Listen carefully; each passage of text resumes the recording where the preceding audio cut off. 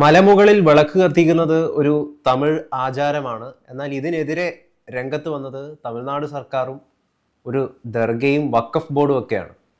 ഇങ്ങനെ വിളക്ക് കത്തിക്കുന്നത് തെറ്റാണ്, അത് വഖഫ് പ്രോപ്പർട്ടി ആണെന്നൊക്കെയുള്ളതായിരുന്നു ഇവരുടെ അവകാശം. എന്നാൽ അതിന് കനത്ത തിരിച്ചടി ഇപ്പോൾ ലഭിച്ചിരിക്കുകയാണ്. മദ്രാസ് ഹൈക്കോടതിയുടെ വിധി ഇത്തരത്തിൽ വിളക്ക് കത്തിക്കുന്നതിൽ തെറ്റില്ല എന്നാണ് അവർ പറയുന്നത്. എന്താണ് യഥാർത്ഥത്തിൽ ഈ വിഷയം? കോടതി എന്താണ് പറഞ്ഞിരിക്കുന്നത്? തമിഴ്നാട്ടിലെ 6 പ്രധാനപ്പെട്ട മുരുകക്ഷേത്രങ്ങളിൽ ഒന്നാണ് മധുരയ്ക്ക് സമീപമുള്ള തിരുപ്പരാൻകണ്ട്രം സുബ്രഹ്മണ്യ സ്വാമി ക്ഷേത്രം. അവിടെ ആറുപടൈ വീട് എന്നാണ് തമിഴിൽ ഇത് അറിയപ്പെടുന്നത്. അതായത് 6 പ്രധാന ക്ഷേത്രങ്ങളാണ്. അതിൽ ഒരു ക്ഷേത്രമാണ് ഈ തിരുപ്പരാൻകണ്ട്രം ക്ഷേത്രം. അവിടെ കാർത്തിക ദീപം തെളിയിക്കുന്നതുമായിട്ട് ബന്ധപ്പെട്ട തർക്കത്തിലാണ് ഇപ്പോൾ തമിഴ്നാട് ഹൈക്കോടതിയുടെ മധുര ബെഞ്ചാണെന്ന് തോന്നുന്നു ഈ വിധി പ്രഖ്യാപിച്ചത്. യഥാർത്ഥത്തിൽ ഹൈക്കോടതിയുടെ ഒരു സിംഗിൾ ബെഞ്ച് കുറച്ച് നാളുകൾക്ക് മുമ്പ് ഇവിടെ വിളക്ക് തെളിയിക്കാനുള്ള അവകാശം ഹിന്ദു സമൂഹത്തിന് നൽകിയിരുന്നു. പക്ഷേ ആ സിംഗിൾ ബെഞ്ചിന്റെ ഉത്തരവ് നടപ്പാക്കാൻ തമിഴ്നാട് സർക്കാർ തയ്യാറായില്ല. അവിടെ ക്രമസമാധാന പ്രശ്നത്തിന് വഴിതെളിക്കുമെന്നും അത് ഒരു കാരണവശാലും അനുവദിച്ചു കൊടുക്കാൻ പറ്റില്ല എന്നുമുള്ള ന്യായവാദങ്ങൾ നിരത്തിയാണ് തമിഴ്നാട് സർക്കാർ ഈ ഹൈക്കോടതിയുടെ സിംഗിൾ ബെഞ്ചിന്റെ വിധി നടപ്പാക്കാതിരുന്നത്.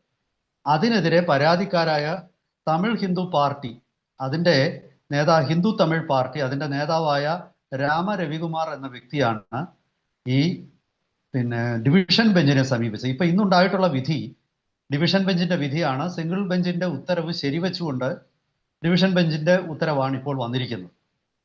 അപ്പോൾ ഉത്തരവ് പ്രകാരം ജില്ലാ ഭരണകൂടം അവിടെ കാർത്തിക ദീപം തെളിയിക്കാനുള്ള എല്ലാ സഹായങ്ങളും ചെയ്തു കൊടുക്കണമെന്നും, എന്നാൽ ആൾക്കാരുടെ എണ്ണത്തെ നിയന്ത്രിക്കാനായിട്ട്, മലമുകളിലേക്കുള്ള ആൾക്കാരുടെ എണ്ണത്തെ നിയന്ത്രിക്കാനായിട്ട് വേണമെങ്കിൽ നടപടികൾ സ്വീകരിക്കാം എന്നുമുള്ള ഒരു അഭിപ്രായവും കോടതി ജഡ്ജിമെന്റിലുണ്ട്.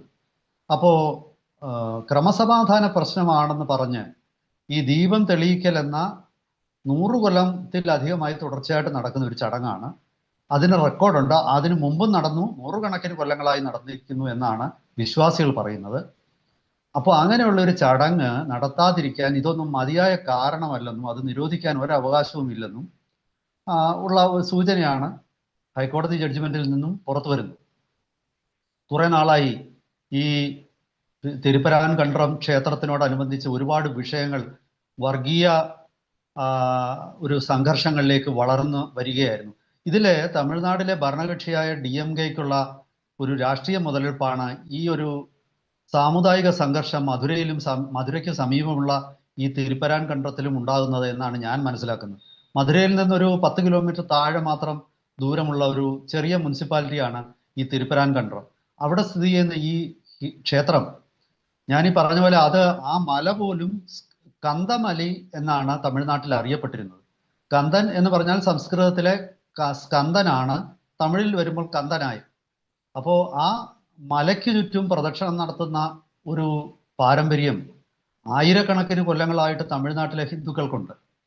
അപ്പോൾ ഈ തമിഴ്നാട്ടിൽ പൊതുവെ ഹിന്ദു വിശ്വാസത്തെ തകർക്കാനും ഹിന്ദു മതം എന്നുള്ളത് തമിഴ്നാട്ടിൽ ഇല്ലെന്നും അതൊരു ദ്രാവിഡ രാജ്യമാണെന്നും ഒക്കെയുള്ള ചില ഊഹാപോഹങ്ങൾ പ്രചരിപ്പിക്കുന്നത് DMKയെ സംബന്ധിച്ചിടത്തോളം അവരുടെ പാർട്ടിയുടെ അടിസ്ഥാന ആശയങ്ങൾ തന്നെ അങ്ങനെയാണ്.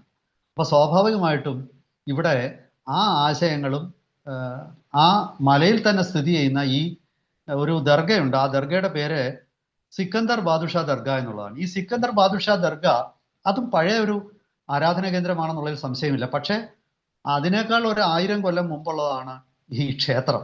അതാണ് ഇതിന്റെ വ്യത്യാസം. സിക്കന്ദർ ബാദുഷാ ദർഗ എന്ന് പറയുന്ന 14-ാം നൂറ്റാണ്ടിൽ സ്ഥാപിച്ചതാണ്. അത് ആ ദർഗയ്ക്ക് അവിടെ 33 സെന്റ് സ്ഥലത്തിലെ അവകാശമുണ്ട്. ഇത് 100 കണക്കിന് ഏക്കർ വരുന്ന ഒരു മലയാണ്. അതിൽ 33 സെന്റ് ആ മലയുടെ ഒരു ഭാഗത്ത് സ്ഥിതി ചെയ്യുന്ന ദർഗയ്ക്ക് അവകാശം ഈ 33 സെന്റ് സ്ഥലത്തിനാണ് എന്ന് കോടതി വിധികളുണ്ട്. പിന്നെ മാത്രമല്ല, ഈ പൊതുവെ ആ മലയിൽ നോൺ വെജിറ്റേറിയൻ ഭക്ഷണം അവിടെ വെച്ച് കഴിക്കാനോ അതല്ലെങ്കിൽ അവിടെ മൃഗബലി നടത്താനോ, അതായത് ഈ ബക്രീദിനോടനുബന്ധിച്ചിട്ടുള്ള അങ്ങനെ ുള്ള ബലികൾ നടത്താനും ഒന്നും അവകാശമില്ല. അത് കോടതി വിധി മൂലം അത് നിരോധിക്കപ്പെട്ടിരിക്കുകയാണ്. അപ്പം വളരെ വ്യക്തമായ കോടതി വിധികൾ ഉണ്ടായിട്ടും ഭരണഘടനയെ തൊട്ട് ആണയിടുകയും സത്യം ചെയ്യുകയും ഒക്കെ ചെയ്യുന്നവര് ഭരണഘടന ഉയർത്തിപ്പിടിച്ചുകൊണ്ട് പിന്നെ ചില പിന്നെ പ്രകടനങ്ങളൊക്കെ നടത്തുമല്ലോ. ഇവിടെ എന്താ ഈ ഭരണഘടന പ്രകാരമുള്ള ഒരു, അതും ഹൈക്കോടതി പോലുള്ള കോടതികളുടെ ഉത്തരവ് ലംഘിക്കുന്നത്? അന്നേരം വേറെ ന്യായം പറയും. ഇപ്പൊ കോടതി വിധി നമുക്ക് അനുകൂലമാണെങ്കിൽ നമ്മൾ ഭരണഘടന പൊക്കിപ്പിടിക്കും, അതല്ലെങ്കിൽ നമുക്ക് ഇഷ്ടമുള്ള സാധനങ്ങളൊക്കെ പൊക്കിപ്പിടിക്കും. ഇതല്ലേ അവിടെ ചെയ്യുന്നത്. അപ്പൊ തമിഴ്നാട്ടിലെ ഈ രാഷ്ട്രീയമാണ്, തമിഴ്നാട്ടിലെ ദ്രാവിഡ രാഷ്ട്രീയം, അതായത് DMKയുടെ രാഷ്ട്രീയമാണ് ഈ മധുരയിലും തിരുപ്പരാൻകണ്ടത്തിലും ഈ സ്ഥിതിഗതികൾ വഷളാക്കിയത്. കോടതികൾ ഇതിൽ വ്യക്തമായ ഉത്തരവ് നൽകിയിട്ടുണ്ട്. ഇത് ആർക്കിയോളജിക്കൽ സർവേ ഓഫ് ഇന്ത്യയുടെ കൈവശം ഇരിക്കുന്ന സ്ഥലവും കൂടിയാണ്. ഇതിലെല്ലാം വളരെ കൃത്യമായ രേഖകൾ ഉള്ളതുമാണ്. അതുപോലെ തന്നെ ഇവിടെ ഈ കഴിഞ്ഞ കുറച്ചു നാളിന് മുമ്പ് ആദ്യമായിട്ട് ഇപ്പൊ എനിക്ക് 2025 തുടക്കത്തിൽ ഇവിടെ ഒരു വലിയ പ്രക്ഷോഭം ഉണ്ടായി. അങ്ങനെയാണ് വീണ്ടും ഇവിടെ ഒരു വിവാദത്തിന്റെ നടുവിലേക്ക് ഈ ക്ഷേത്രം എത്തുന്നു. അതിന്റെ കാരണം എന്തെന്നാൽ അവിടെ പിന്നെ ആ മലമുകളിൽ ഇരുന്ന് ആരോ ബിരിയാണി കഴിച്ചു. ദർഗയിലേക്ക് വന്ന ആൾക്കാരാണ്. അവർ ബിരിയാണി കഴിച്ചതിനെ തുടർന്ന് അത് ചോദ്യം ചെയ്യപ്പെടുകയും അതിനെതിരെ കേസ് വന്നു. പിന്നെ ഉടനെ അത് കോടതി വന്നു. ബിരിയാണി അമ്മേ തലിയാലും രണ്ടു പക്ഷം എന്ന് പറയുന്നത് പോലെ കോടതി നിരോധിച്ചിരിക്കുന്ന പ്രവൃത്തി ചെയ്തപ്പോഴും അതിനെയും അനുകൂലിക്കാൻ മതേതരത്വത്തിന്റെ ഒരു പിന്നെ മുഖംമൂടിയും ഇട്ടുകൊണ്ട് ചിലര് ചാടി വീണു. ഇതും തമിഴ്നാട്ടിൽ DMK തന്നെ ചെയ്യുന്നതാണ്. അതായത് DMK ഇത് ആ പ്രദേശത്തുള്ള മുസ്ലിം വോട്ട് ഉറപ്പിക്കാനും ആ പ്രദേശത്തൊരു ഹിന്ദു വിരുദ്ധ വികാരം സൃഷ്ടിക്കാൻ, അതായത് DMKയുടെ ഇപ്പോഴത്തെ ഒരു ഭയം അവിടെ എനിക്ക് തോന്നുന്നു BJP അധികാരത്തിലേക്ക് വരവോ അല്ലെങ്കിൽ BJPയുടെ സ്വാധീനം വർദ്ധിക്കുകയോ ഒക്കെ ചെയ്യാനുള്ള ഒരു സാധ്യത മുൻകൂട്ടി തടയുക എന്നുള്ള ഒരു ആശയമോ അല്ലെങ്കിൽ ഒരു ലക്ഷ്യമോ വെച്ചുകൊണ്ടാണ് പിന്നെ തമിഴ്നാട് സർക്കാർ ഈ വർഗീയ വികാരം ആ പ്രദേശങ്ങളിൽ ആളി കത്തിക്കുന്നത്. എന്തായാലും ശരി, കോടതി അസന്ധിഗ്ധമായിട്ട് ഇക്കാര്യത്തിലൊക്കെ വളരെ കൃത്യമായ രീതിയിൽ കോടതി വിധി വന്നിട്ടുണ്ട്. ഇപ്പോ വന്ന വിധി ഇനി നടപ്പാക്കാതിരിക്കാൻ തമിഴ്നാട് സർക്കാരിന് കഴിയുമോ? തമിഴ്നാട് സർക്കാർ കോടതി വിധിയെ ലംഘിച്ചുകൊണ്ട് വീണ്ടും മുന്നോട്ട് പോകുമോ? എനിക്ക് തോന്നുന്നത് തമിഴ്നാട് സർക്കാർ വീണ്ടും കോടതി വിധി നടപ്പാക്കാൻ തയ്യാറായിരുന്നു. ഒരുപക്ഷെ തമിഴ്നാട് സർക്കാർ വീണ്ടും സുപ്രീം കോടതിയിൽ അപ്പീൽ പോയേക്കാം. അത് ഭരണഘടനാ പ്രകാരമാണെങ്കിൽ അത് നടക്കട്ടെ. പക്ഷെ എന്തായാലും ശരി, ഈ മതേതരത്വം എന്ന് പറയുന്നത് എല്ലാ മതങ്ങളോടും ഒരുപോലുള്ള പിന്നെ സമീപനമല്ല. ചില മതങ്ങളുടെ അവകാശത്തെ ലംഘിക്കുകയാണ് എന്നുള്ള ഒരു സൂചനയാണ് ഇതൊക്കെ നൽകുന്നത്. ഈ സ്ഥലം വഖഫ് ബോർഡിന് ഈ 33 സെന്റ് സ്ഥലത്ത് മാത്രമേ അവകാശമുള്ളൂ. അവിടെ തന്നെ അവർക്ക് പരിമിതമായ രീതിയിലുള്ള ആരാധനകൾ നടത്താനേ കോടതി പിന്നെ അനുവാദം കൊടുത്തിട്ടുള്ളൂ. പിന്നെ ഉദാഹരണത്തിന് ചന്ദനക്കുടം ഉത്സവം അവിടെ നടക്കുന്നത്. ഇത് റാവുത്തർമാരുടെ പിന്നെ ഒരു നിയന്ത്രണത്തിലുള്ള റാവുത്തർ വിഭാഗത്തിന്റെ, അതായത് പിന്നെ ഈ തെക്കൻ കേരളത്തിലും തമിഴ്നാട്ടിലും ഒക്കെ ഉള്ള ഒരു വിഭാഗമാണ്. സാധാരണ അവർ വളരെ പിന്നെ എന്താണ് സൗഹാർദ്ദം പുലർത്തുന്നത്. ഞാൻ മനസ്സിലാക്കുന്നത് നമ്മുടെ മുൻ രാഷ്ട്രപതിയായിരുന്ന APJ അബ്ദുൽ കലാമും ആ വിഭാഗത്തിൽപ്പെടുന്നവരാണ്. സാംസ്കാരികമായിട്ട് വളരെയധികം സഹിഷ്ണുത പുലർത്തുന്ന ഒരു ഗ്രൂപ്പാണ്. പക്ഷേ ദൗർഭാഗ്യവശാൽ അവരെ ഇളക്കി വിട്ട് അവിടെ ഒരു കലാപ സമാനമായ അന്തരീക്ഷം സൃഷ്ടിക്കുന്നത് തമിഴ്നാട്ടിലെ രാഷ്ട്രീയ മുതലെടുപ്പിന് വേണ്ടിയാണെന്നാണ് ഞാൻ മനസ്സിലാക്കുന്നത്. അത് പക്ഷേ വളരെ അപകടം പിടിച്ച ഒരു പ്രവൃത്തിയാണ്. കാരണം കോടതി വിധികൾ പോലും ലംഘിക്കാനുള്ള മതത്തിന്റെ പേര് പറഞ്ഞിട്ട് അവിടെ വലിയ സംഘർഷമൊക്കെ ഇടയ്ക്കുണ്ടായി. കാരണം അവിടെ ഹിന്ദു മുന്നണി BJP ഉൾപ്പെടെയുള്ളവർ ചേർന്നിട്ട് ലക്ഷക്കണക്കിന് ആൾക്കാരുടെ ഒരു പ്രകടനം നടത്തി. മുസ്ലിം സമുദായത്തിന്റെ കുറച്ച് ആയിരക്കണക്കിന് ആൾക്കാരുടെ ഒരു പ്രകടനം അവരും നടത്തി. അതിനെ തുടർന്ന് ഈ പ്രദേശമാകെ സംഘർഷഭരിതവും നിരോധനാജ്ഞ ഉണ്ടായിരുന്നു ഇടയ്ക്ക് ആ പ്രദേശത്ത്. തമിഴ്നാടിനെ സംബന്ധിച്ചിടത്തോളം എനിക്ക് തോന്നുന്നില്ല തമിഴ്നാട്ടിലെ മുരുക ഭക്തര് ഈ പിന്നെ ലംഘനങ്ങൾ, അവരുടെ അവകാശത്തിന് മേലുള്ള ലംഘനങ്ങൾ കൈയും കെട്ടി നോക്കി നിൽക്കുമെന്ന്. ഇത് കൂടാതെ പിന്നെ BC 2-ാം നൂറ്റാണ്ട് മുതൽ ജൈനന്മാരുടെ സാന്നിധ്യവും ഈ മലനിരകളിലുണ്ട്. അപ്പൊ ഹിന്ദു ജൈൻ വിഭാഗങ്ങൾ ഈ മലനിരകളിലുണ്ട്. ഈ രണ്ടു കൂട്ടരും അവിടെ ഈ നോൺ വെജിറ്റേറിയൻ ഭക്ഷണം കഴിക്കാതിരിക്കുക, അല്ലെങ്കിൽ അവിടെ മൃഗബലി നടത്താതിരിക്കുക തുടങ്ങിയ ആവശ്യങ്ങൾ ഇവർക്ക് രണ്ടുപേർക്കും ഒരുപോലുണ്ട്. ജൈൻ മതക്കാരും ഈ ഹിന്ദു ക്ഷേത്രത്തിൽ വരാറുണ്ട്. അങ്ങനെ രണ്ടു കൂട്ടരുടെയും വിശ്വാസത്തിന്റെ ഒരു കേന്ദ്രമാണിത്. അങ്ങനെയുള്ള ഈ തിരുപ്പരാൻകണ്ടം പ്രത്യേകിച്ചും തമിഴ്നാടിന്റെ എന്താണ് ആത്മാവാണ് മുരുകൻ. ആ മുരുകന്റെ 6 പ്രധാന ക്ഷേത്രങ്ങളിലൊന്നാണ് ഇത്.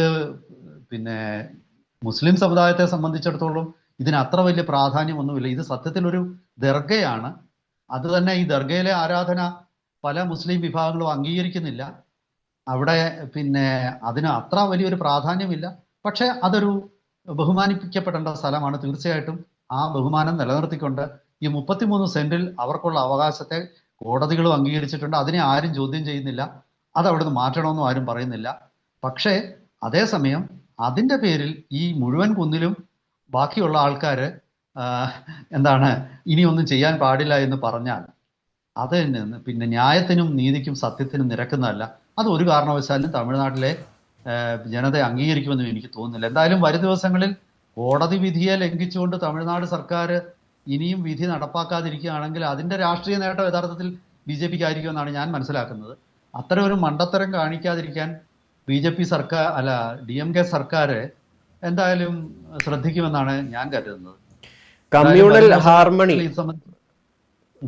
ഒരു അത്തരത്തിലൊരു മതകലഹം ഇങ്ങനെ കത്തിച്ചു കഴിഞ്ഞാൽ ഉണ്ടാകും എന്നാണ് തമിഴ്നാട് സർക്കാർ അടക്കം ഹർജിയിൽ സൂചിപ്പിച്ചിരിക്കുന്നത്, ഈ ദർഗയൊക്കെ. എന്നാൽ അങ്ങനെ ഒരു സംഭവമേ ഇല്ല, അത് വെറും ഒരു ഇമാജിനറി ഗോസ്റ്റ് മാത്രമാണെന്നാണ് ഇപ്പോൾ മദ്രാസ് ഹൈക്കോടതി വ്യക്തമാക്കിയിരിക്കുന്നത്. ഇതിലിപ്പം എന്താണ് സ്റ്റേറ്റ് ഗവൺമെന്റ് തന്നെ, തമിഴ്നാട് സർക്കാർ തന്നെ പറയുന്നത് ഈ ആഗമിക് ശാസ്ത്രം, പിന്നെ അതുപോലെ തന്നെ പല പുസ്തകങ്ങളെയൊക്കെ റെഫർ ചെയ്യുന്നുണ്ട്. അതില് ഈ കുന്നിന്റെ ഈ ഒരു പ്രദേശത്ത് ഈ വിളക്ക് കത്തിക്കണമെന്നുള്ളത് ഒരു നിർബന്ധ ആചാരമായിട്ട് എവിടെയും വ്യക്തമാക്കിയിട്ടില്ല എന്നൊക്കെയാണ് സർക്കാർ പറഞ്ഞത്. എന്നാൽ അത്തരത്തിലുള്ള യാതൊരു തരത്തിലുള്ള രേഖകളും കണ്ടെത്താൻ പറ്റിയിട്ടില്ല എന്നാണ് കോടതിയൊക്കെ പറയുന്നത്. എന്തായാലും തമിഴ്നാട് സർക്കാരിന് വലിയ രീതിയിലുള്ള ഒരു തിരിച്ചടി ലഭിച്ചിരിക്കുകയാണ്. സാറ് പറഞ്ഞ പോലെ തന്നെ ഇനി ഈ വിധി നടപ്പിലാക്കാതിരുന്നാൽ അത് തീർച്ചയായിട്ടും BJPക്ക് സഹായകരമായിട്ട് മാറി തീരുകയാണ് ചെയ്യുക.